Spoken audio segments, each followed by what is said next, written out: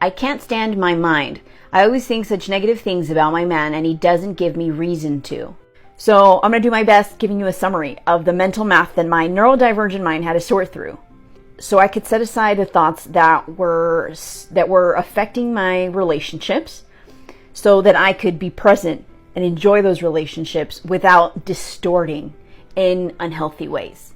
So where this started for me was learning to separate myself from these thoughts that I didn't like, that I didn't want, that I wanted to get rid of, right? You weren't born with these thoughts. So it's important that in order to create new thoughts, right, that actually help you be in the moment and feed into a healthy relationship, first you have to acknowledge and separate yourself from the thoughts that you're having.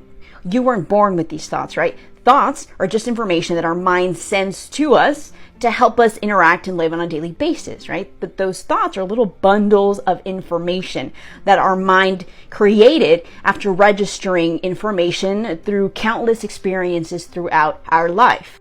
Now, here's kind of a mind-blowing thing that really was mind-blowing, but also super helpful once I wrapped my head around it. My mind, right? Your mind is not your enemy. Your mind isn't trying to make you feel bad. Your mind isn't trying to mess with you. Your mind isn't like a little demon that's trying to mess with you and ruin your relationships. It's not. Your mind is trying to help you survive all day, every day, right? But it only has the information that it's received throughout your life to inform you on how to survive in your everyday. So if in past relationships, whether it be in your childhood, whether it be in past romantic relationships, if there has been a lot of experiences that are scary, if there have been a lot of toxic experiences in relationships where there was a lot of toxicity around you even being emotionally safe, right? Where you weren't accepted, where you weren't seen and heard, where you weren't simply loved for being yourself, for simply existing, where you were constantly made to feel that you weren't valid, that you weren't going to be received simply for being yourself, that you weren't going to simply be loved for your existence, right? Where there's a lot of toxicity.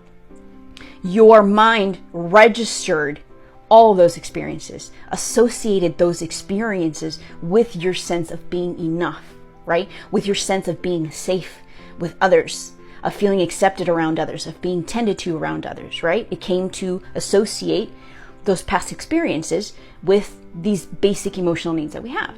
And so now it gets really confusing because you're in a healthy relationship, but your mind is still sending you information as though you're with one of those toxic exes from your past, or as though you're interacting with one of the toxic people from your past, and you're not, and you're having these thoughts and you're distorting even though your current partner isn't giving you reason to, right?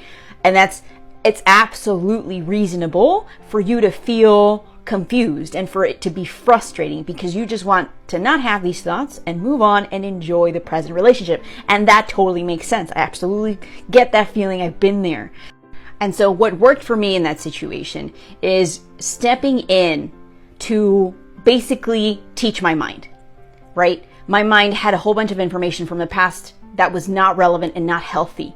So now I had to step in to feed my own mind the information that it should have already received, right? I had unhealthy associations and toxic information surrounding my sense of enoughness, surrounding my sense of feeling emotionally safe, tended to, perceived, received, validated, loved, and supported in a relationship. So now I had to stop, right? And tell my mind, no, I know you have all this information, and when you're trying to feed me this stuff, I know it's because you've received so much of this information in the past. You're trying to help me survive. That is not good anymore. That information isn't good anymore. We don't need it. It's basically you going and reparenting yourself in the ways that you should always have been either reparented or regulating yourself in the way that you were never taught to regulate yourself. And you do it by actions towards yourself. And it seems like nothing, but it's actually a lot of work. And you've already started to do it simply by acknowledging I'm having these thoughts. These thoughts are negative. I don't like them. And there's no reason for me to have them. You're already participating, right? Think about a thought is formed through countless interactions, right? So much so that they're automatic now. the way that you start to form healthy, relevant thoughts so that you can be present in that healthy relationship in a way that you want to is by forming thoughts. And that is through a lot of tiny, tiny little bits and pieces and moments throughout your day where you acknowledge yourself, where you make yourself feel seen and heard, where you show yourself and acknowledge this is emotional safety. This is what I want it to look like. This is how I want to be perceived.